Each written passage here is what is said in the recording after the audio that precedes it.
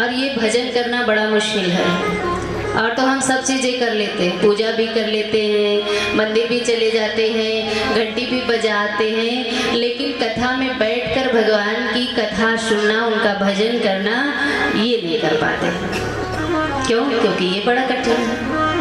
पूजा करना बहुत आसान है प्यारे, लेकिन भगवान का भजन करना, और भजन क्या है तो कहते भगवान की कथा सुनना ही हमारा सबसे बड़ा भजन है।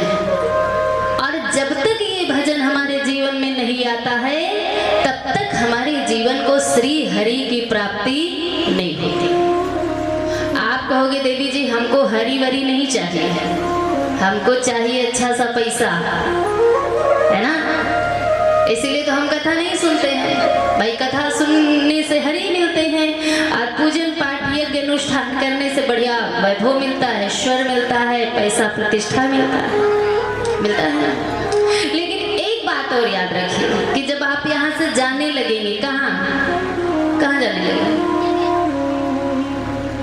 जब आप यहाँ ये छोड़कर और वहाँ जाने लगेंगे, तो ना तो आपके साथ पैसा जाएगा, ना तो आपका घर जाएगा, ना तो आपका परिवार जाएगा, कुछ नहीं जाएगा। जाएगा? देखा है? कभी किसी के साथ जाते हुए देखा है? नहीं देखा ना? तब भी हमें लग रहा नहीं ये नहीं ले जा रहे, लेकिन हम बांध कर ले जाएंगे। कुछ नहीं जाता है प्यारे। हाँ, एक चीज जाती है, क्या? भजन जाता है हमारे साथ।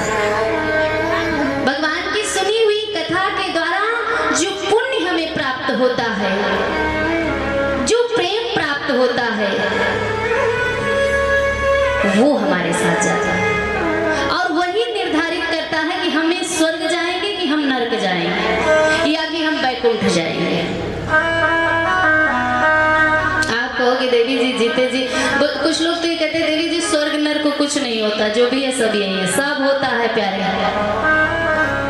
जो लोग ऐसा बोलते हैं कि स्वर्ग नरक कुछ नहीं होता, सब होता है।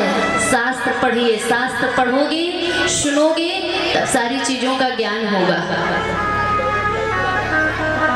लेकिन ना, हमारे यहाँ शास्त्र कहाँ पढ़ेंगे? मनमुखी भक्ति हम करते हैं। हमारे मन में हमको जो अच्छा लगेगा वो हम भगवान की वैसी हम भक्ति करते हैं, वैसा ही तो करते हैं। हमें जो रुचिकर लगेगा वही हम भगवान के लिए करेंगे, और जो हमें रुचिकर नहीं लगेगा वो हम भगवान के लिए कभी नहीं करते हैं। इसलिए प्यारे, मनमुखी भक्ति से हमें भगवान नहीं मिलते हैं। मनमुखी भक्ति से समस्याओं का समाधान नहीं होता है। मनमुखी भक्ति जब हम करते हैं तो हमारे जीवन में व्यवधान खड़े हो जाते हैं। और मुझे लगता है भगवान का पूजन, भगवान की कथा हमें शास्त्रों के माध्यम से, शास्त्रों ने जो हमें बताया, हमारे बड़े बड़े ज्ञानी संतों ने जो हमें बताया है, उसके अनुसार हमें करना चाहिए। अच्छा, आपके यहाँ जब हम आए तो हमने पहली बार ऐसा सुना है कि कथा पहले शुरू हो जाती, कलश यात्रा बाद में होती है। अब ये भी हमने पहली बार सुना है आपके यहाँ। आप कह रहे हो देवी जी हमारे यहाँ नियम है, लेकिन जो चीजें गलत हैं उनको बदलना बहुत जरूरी है। आप कोई भी शास्त्र उठाकर पढ़िए, या बड़े से बड़ा, अच्छे से अच्छा जो विद्वान ब्राह्मण हो, उससे जाकर आप पूछिए कि कथा पहले होती है कि पहले कलश यात्रा होती है।